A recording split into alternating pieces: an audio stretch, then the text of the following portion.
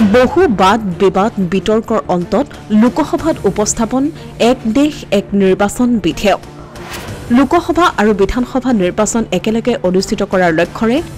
মন্ত্ৰী অৰ্জুন ৰাম মেঘৱালে নিৰ্ধাৰিত সময়সূচী মতে প্ৰত্যাহ্বানৰ মাজেৰে লোকসভাত উত্থাপন কৰে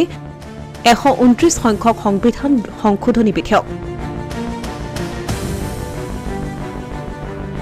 সংবিধান সংশোধনী বিধেয়কৰ সপক্ষে 269টা ভোট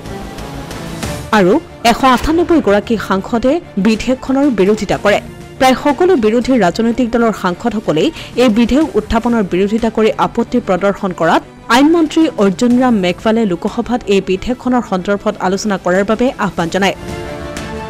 সংবিধান সংশোধনী বিধেয়কখন জেপিচিলৈ প্ৰেৰণৰ প্ৰস্তাৱ কেন্দ্ৰীয় আইন মন্ত্ৰী বিধেয়কখন আইন হোৱাৰ লগে লগে দুটা পৰ্যায়ত ৰূপায়ণ কৰা হ'ব এক দেশ এক নিৰ্বাচন প্ৰথম পৰ্যায়ত হ'ব লোকসভা আৰু বিধানসভাৰ নিৰ্বাচন দ্বিতীয় পৰ্যায়ত হ'ব পঞ্চায়ত আৰু পৌৰসভাৰ নিৰ্বাচন সাধাৰণ নিৰ্বাচনৰ 100 দিনৰ ভিতৰত হ'ব স্থানীয় সংস্থাৰ নিৰ্বাচন সকলো নিৰ্বাচনৰ বাবে এখনেই ভোটাৰ তালিকা থাকিব এক দেশ এক নিৰ্বাচনৰ জৰিয়তে নিৰ্বাচনী ব্যয় হ্ৰাস হ'ব বুলি আশা প্ৰকাশ কৰা হৈছে সঘন নিৰ্বাচনৰ বাবে উন্নয়নৰ কাম বাধাগ্ৰস্ত হোৱাটো বন্ধ হ'ব চৰকাৰী কৰ্মচাৰীৰ প্ৰয়োগৰ নিৰাপত্তাৰক্ষীৰ মোতায়েনৰ বুজা কমিব নিৰ্বাচনৰ বাবে বাৰম্বাৰ হোৱা হাৰাশাস্তিৰ পৰা ৰক্ষা পৰিব জনতা ইফালে এই বিধেয়কখনক অসাংবিধানিক আখ্যা দিছে বিৰোধীৰ মতে এই বিধেয়কখন ভাৰতৰ যুক্তৰাষ্ট্ৰীয় ব্যৱস্থাটোৰ পৰিপন্থী one nation one election Bharat के संविधान और नागरिकों के लोकतंत्र अधिकार पर एक हमला है जिसका पुरजोर विरोध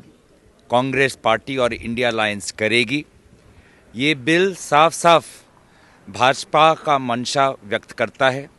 कि वो किस प्रकार से भारत के चुनाव के जो निष्पक्षता है उसको छीनने की कोशिश कर रहे हैं हम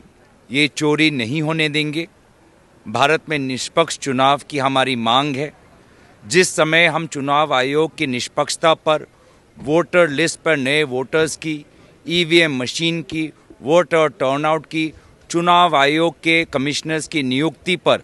महत्वपूर्ण सवाल उठा रहे हैं उन सवालों से ध्यान भटकाने का ये एक प्रयत्न है और भाजपा का ये एक भ्रम है कि उनको लगता है कि प्रधानमंत्री मोदी जी के प्रचार से आज चुनाव एक तरफा होगा लेकिन ऐसा नहीं है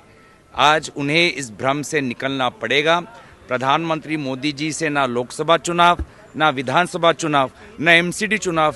पर कोई प्रभाव पड़ने वाला है लेकिन ये जो उनकी मंशा है संविधान पर हमला करने की और भारत के लोकतंत्र अधिकारों नागरिकों के लोकतंत्र अधिकारों पर ये जो हमला करने वाली की साजिश है इसका हम पुरजोर विरोध करें উল্লেখযোগ্য যে দেশ স্বাধীন হোৱাৰ পাছত লোকসভা আৰু ৰাজ্যসভাৰ নিৰ্বাচন একেলগে অনুষ্ঠিত হৈছিল 1991 পৰা 92 1997 1962 1967 লোকসভা বিধানসভা নিৰ্বাচন একেলগে অনুষ্ঠিত হৈছিল কিন্তু পৰৱৰ্তী পৰ্যায়ত এই ব্যৱস্থাটো বিলুপ্তি ঘটিছিল যদি এই বিধেয়কখন আইনলৈ পৰিৱৰ্তিত হয় তেন্তে পৰৱৰ্তী পৰ্যায়ত একেলগে অনুষ্ঠিত হ'ব লোকসভা আৰু বিধানসভাৰ নিৰ্বাচন অসমীয়া প্ৰতিদিন ডিজিটেল ডেস্ক